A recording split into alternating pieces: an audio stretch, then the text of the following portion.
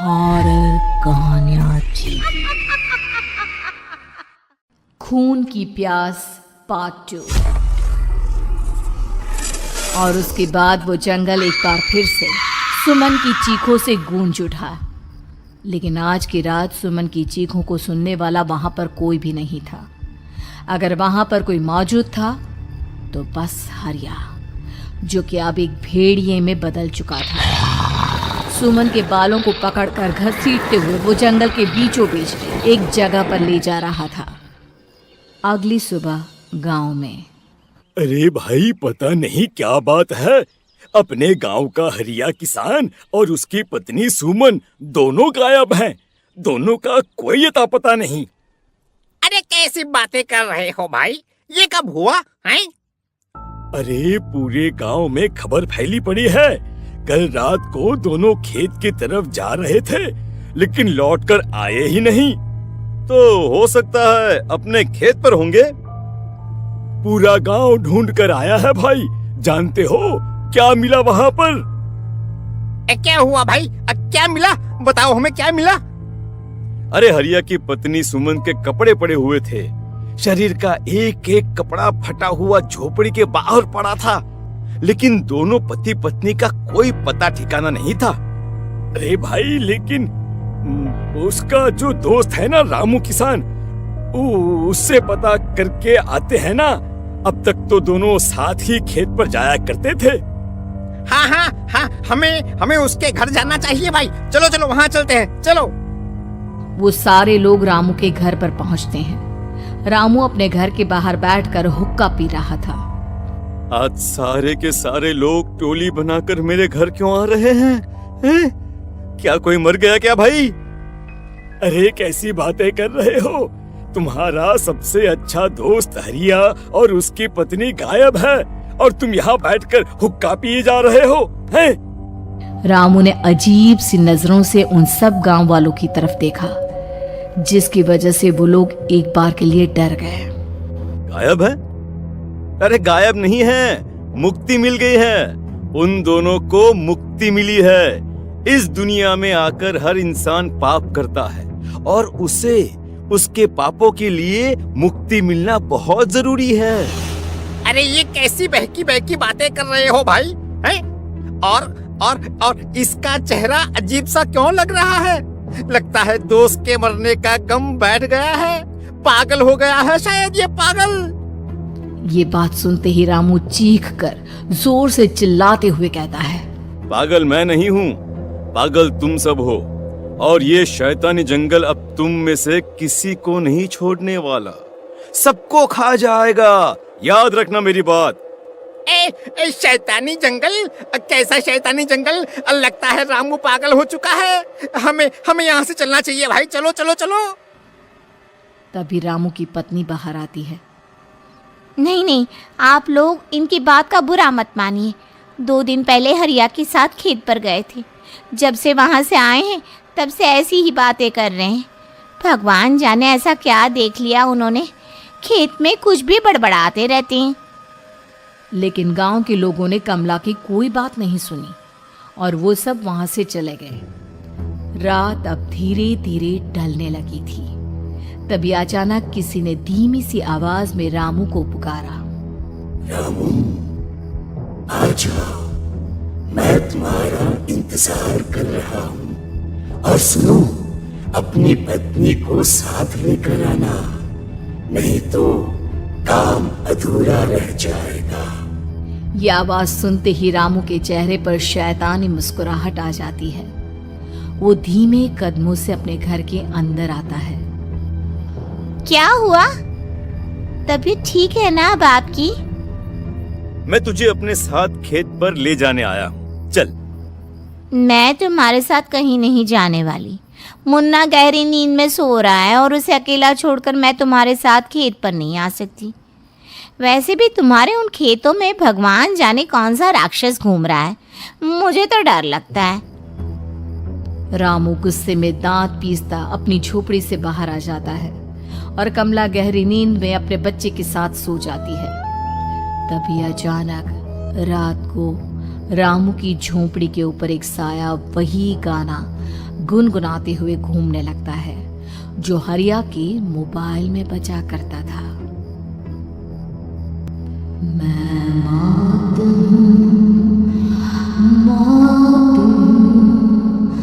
मौत जो पसरी है चारों ओर, जो आएगी कहीं से निगल जाएगी सबको।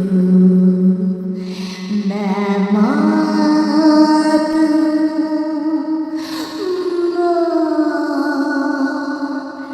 अब मैं छोड़ूंगी नहीं किसी को।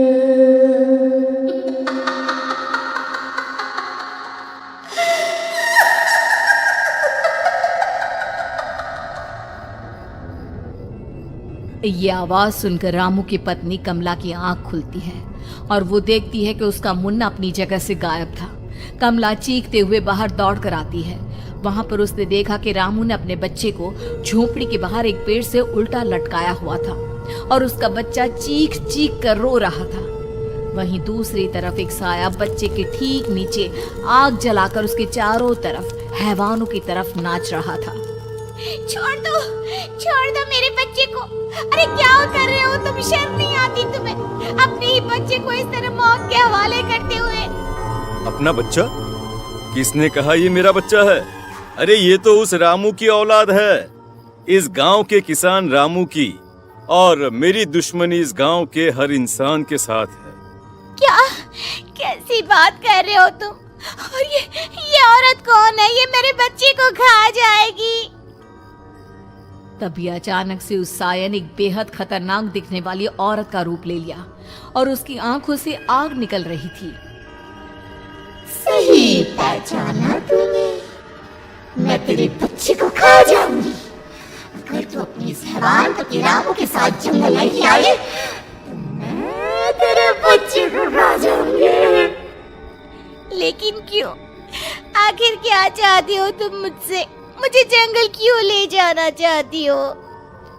औरत बुरी तरह से ठहाके मार मार कर जोर जोर से हंसने लगी और साथ में रामू भी। ये तो तुझे वहां चलने के बाद ही पता चलेगा ना। अगर तू नहीं आई तो थोड़ी देर में तेरा ये बच्चा आग में जलकर मर जाएगा। चल जल्दी। नहीं नहीं, मेरे बच्चे को छोड़ दो। तुम जहाँ कहोगे मैं तुम्हारे साथ चलने के लिए तैयार हूँ। और उसके बाद उस बच्चे को झोपड़ी में लिटाकर आगे आगे वो साया चल रहा था और उसके पीछे पीछे रामू अपनी पत्नी के बाल पकड़कर उसे घसीटते हुए जंगल की तरफ ले गया। जंगल में जाने के बाद, कितनी खूबसूरत हो तुम। आज की रात बस तुम और मैं एक दूसरे के साथ रहेंगे। मुझे तुमसे बहुत डर लग रहा है। तुम्हें क्या हो गया है? तुम तो बिल्कुल ठीक थे। वो होगा जो हमारे बीच होना चाहिए। तो आओ आओ, अपने आप को मेरे हवाले कर दो। कमला ने डर की वजह से अपनी दोनों आंखें कसकर बंद कर ली थी। रामू ने बुरी तरह से चीख कर कमला से कहा, आंखें खोलो अपनी और मेरी तरफ देखो। कमला ने जैसे ही अपनी आंखें खोली उसने देखा कि रामू एक खतरनाक खूनी हैवान में बदल चुका था। कौन हो तुम? जाने दो मुझे। क्या चाहते हो मुझसे? वही जो एक आदमी एक औरत से चाहता है।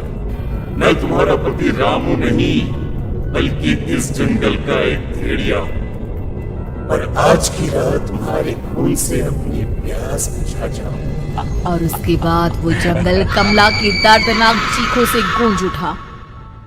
अगली सुबह कमला के कपड़े भी जंगल में उसी तरह पाए गए जैसे कि सुमन के पाए गए थे।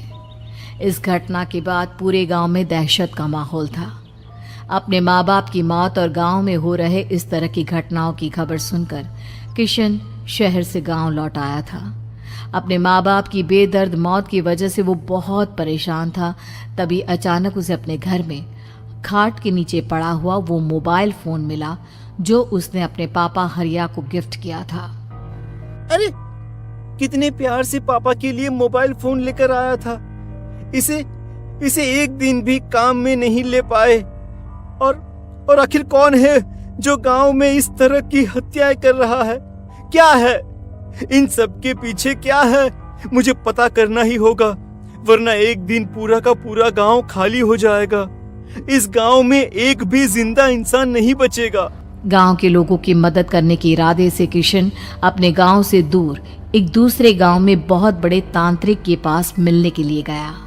तांत्रिक बाबा, अब आप ही कुछ उपाय बता सकते हैं। भगवान जाने हमारे गांव को किसकी नजर लग गई है। नजर नहीं लगी है, किसी ने तुम्हारे गांव को बद्दुआ दी है। किसी सताई हुई आत्मा का प्रकोप है और अब वो पूरे गांव में किसी को नहीं छोड़ेगी जब तक उसकी आत्मा को शांति नहीं मिल जाती। अरे लेकिन ऐसा कौन है बाबा? किसकी आत्मा है और कैसे मिलेगी उसे शांति? मौत है, मौत कहीं से भी आएगी और सबको निगल जाएगी। इससे बचने का सिर्फ एक ही उपाय है, लेकिन उस उपाय को करना आसान नहीं होगा। जो भी उस उपाय को करने की कोशिश करेगा उसकी जान जा सकती है। भले ही मेरी जान चली जाए, लेकिन मैं अपने गांव के लोगों की जान बचाने की पूरी कोशिश करूंगा बाबा। तो ठीक है, फिर अगली अमावस की रात जैसा मैं कहता हूँ वैसा ही करना। अमावस की रात तांत्रिक के बताए अनुसार किशन अपने साथ केरोसिन लेकर जंगल की तरफ चल पड़ा। उसके हाथ में देवी के मंदिर का सिंदूर भी था। किशन जंगल के बीचों बीच पहुंचा। ये देखकर उसकी आंखें फटी की फटी रह गई। वहां एक उबलते पानी का तालाब था और कई लोगों की लाश लटक रही थी। किशन के माँ बाप की लाश भी वहीं थी। माँ, बापू, क्या हो गया? ये क्या हो गया?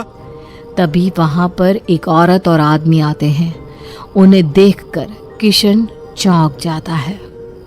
गोपाल काका, आपकी तो 5 साल पहले मौत हो गई थी। और निर्मला काकी, आप? मौत तो हो गई थी, लेकिन तुम ये नहीं जानते कि हमारी मौत कैसे हुई थी। क्या कहना चाहते हैं आप? कुछ नहीं, बस ये जान लो कि अब इस गांव में कोई जिंदा नहीं बचेगा। लेकिन क्यों काकी? क्योंकि 5 साल पहले इन गांव वालों ने मुझे डायन बताकर पत्थर मार मार के मार डाला। मेरी कोई गलती नहीं थी। गांव का एक बच्चा क्या लापता हुआ, सारा इल्जाम मेरी पत्नी पे डाल दिया। और जब मैंने निर्मला की जान बचाने की कोशिश की तो मुझे भी मार डाला। आपके साथ ये बहुत गलत हुआ काकी, लेकिन आप जो कर रहे हैं वो भी सही नहीं है ना? तुम यहाँ से चले जाओ, वरना तुम भी नहीं बचोगे। हमारी आत्मा पिछले 5 साल से मुक्ति के लिए भटक रही है। चले जाओ यहाँ से। मौका देखकर किशन सिंदूर उन दोनों के ऊपर डाल देता है। उनका शरीर जलने लगता है और वो भयानक तरीके से चिल्लाने लगते हैं। अगले ही पल किशन उनके ऊपर केरोसिन डाल देता है और वो दोनों जल जाते हैं। किशन अपने माँ बाप और दूसरी लाशों का अंतिम संस्कार करवाता है और अपने घर लौट आता है, लेकिन वो अभी भी इस बात से अनजान है कि मोबाइल अभी भी बज रहा था। मैं मौत